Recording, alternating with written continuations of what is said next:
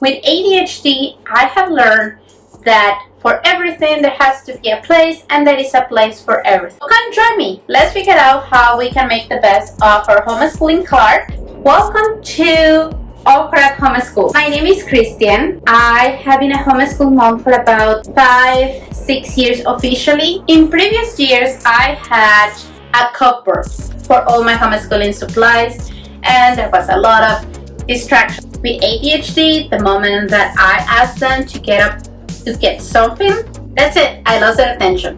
The lesson is done. We tried the little Michael's cards for craft. That was a mess. Although it could have worked if I knew the trick that I learned organizing stuff with my kids. So what we did is we got a bigger card because bigger is better, right? Kind of.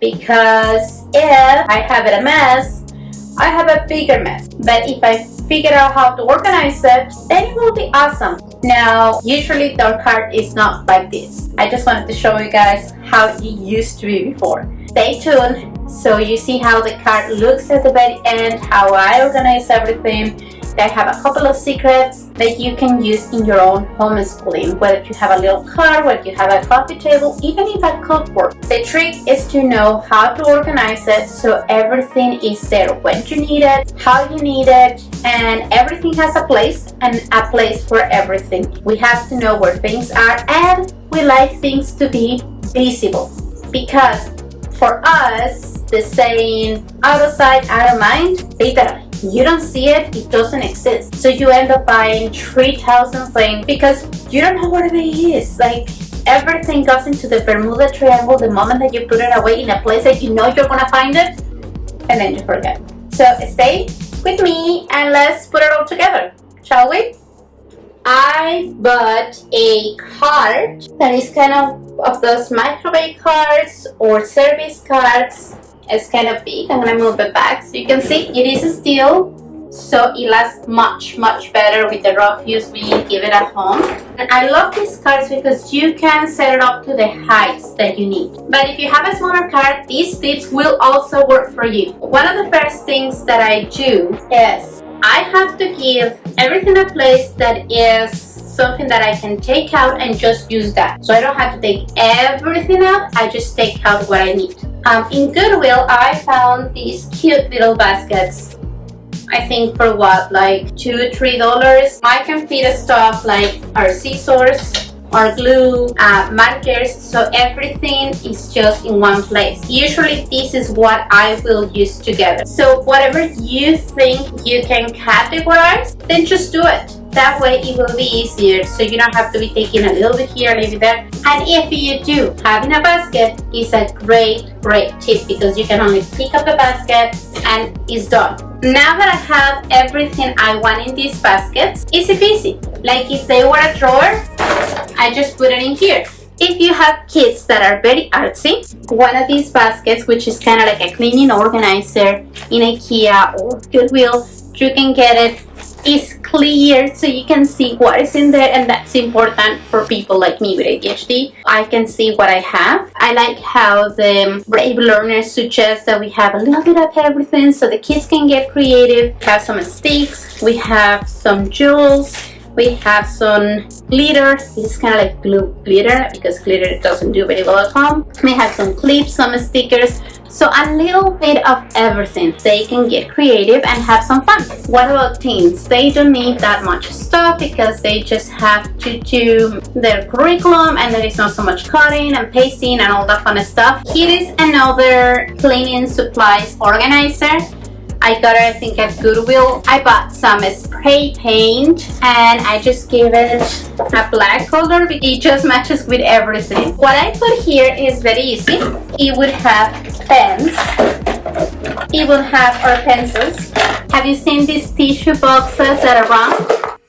Perfect to put all your rulers. Next to it, I just get together all our bookmarks. We recycle just a plastic container. We use one for our markers.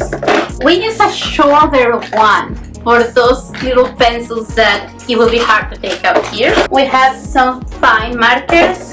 We have our thumbtacks for our board. This is what I have, and this is very practical because even if I'm not gonna move the card, I can just pick this up, put it on the table, put it next to the couch, wherever we're going. I can just pick it up, and we're doing our homeschooling. If you do it outside the trampoline, this is so light and easy. You can just fold it and go. So that's one of my main tools, and I need all my supplies. I do that. So we will put our scissors, that they're easy to take, our tape or glue, and the nice thing is that if I need to bring them, all I need to do is just click them and it goes. The books are kind of like a big thing because where am I going to put my curriculum books? I found one of these easy tricks. If you're working on a specific curriculum during the day, all I need to do is gather our books, put them in here, problem solved.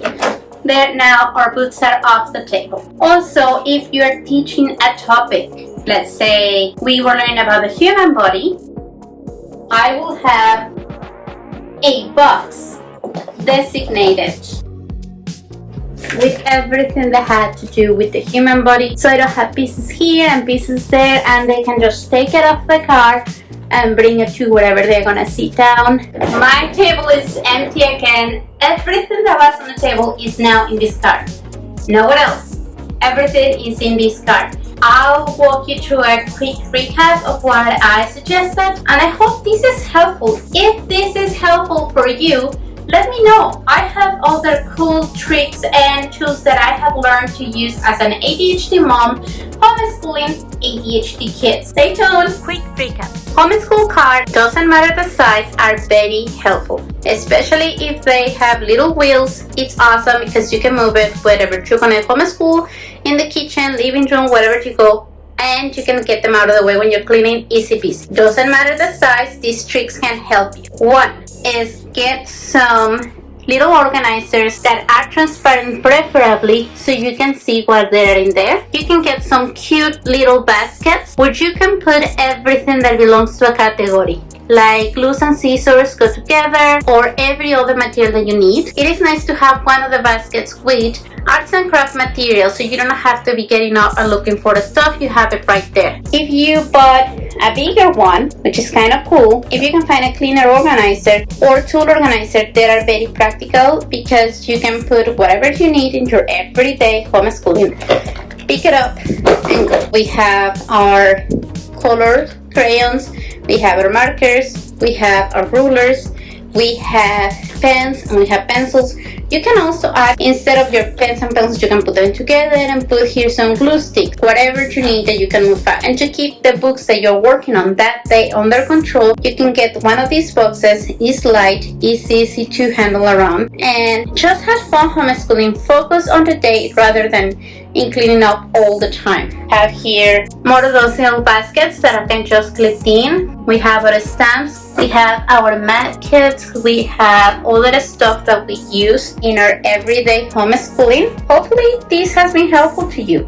Leave a comment down below and let me know what other things that you're struggling with preparing for this new year with homeschooling, if it's your first time, or what would you like to improve in your home. See you later. Autograph out. Oh, I didn't see you there. So, yeah, those people are crazy. So, if you'd like to see more videos, click here. And if you'd like to see other stuff, click here. And please, smash, destroy that subscribe button right there. Bye!